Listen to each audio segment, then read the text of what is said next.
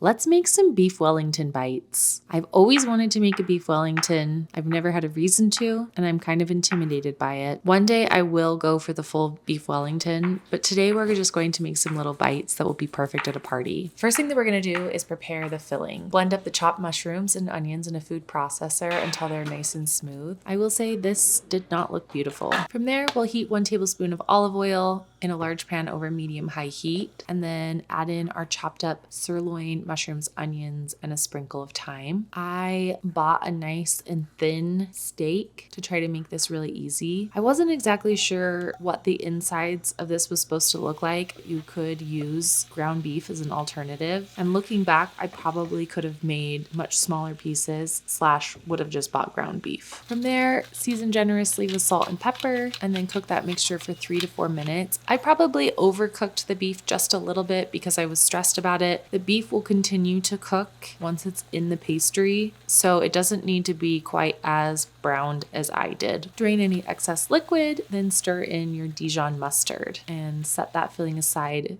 to let it cool. Next, prepare the puff pastry. We're going to preheat our oven to 400 degrees Fahrenheit and then roll out that thawed puff pastry. I've never actually worked with puff pastry before, and I'm totally going to buy it again. It was so easy to use and it was quite delicious. And then we're going to cut these into squares. The recipe I was using made 8 of the turnovers, and I was trying to make more than that. So I figured I would just make smaller versions. I wanted them to be a little bit more of a bite. And honestly, looking back, I probably would make them even smaller, almost like the size of donut holes, so you could just like pop them into your mouth. In the recipe, it says, place a slice of prosciutto diagonally across it, fold it in half if needed to fit the square. My brain was not braining on this, so I was really just making it up as I was going along. And then spoon a little bit of your beef mixture onto your puff pastry and fold it over. So I tried a triangle first, and it looked really bad. I was honestly feeling a little bit stressed. I was like, these are not going to be good. I'm going to have to run to Costco and get the pre-made Gordon Ramsay ones because these are going to be awful. So then I decided to just fold it in half instead. So I kind of moved the mixture down. They still weren't looking all that cute, but I felt like this was going to be better. I was really improvising at this point. So I took a fork and kind of went along the sides. I was like, I'm pretty sure I've seen people do this before. I did this with my ravioli, and I feel like it helped make the ravioli look 10 times cuter. So this is what we're gonna do. Then take an egg and kind of scramble it up, and then you're gonna put a little bit on each of the pastries, and then put a little salt on top. Put that baking sheet into the oven for 20 to 25 minutes until golden brown.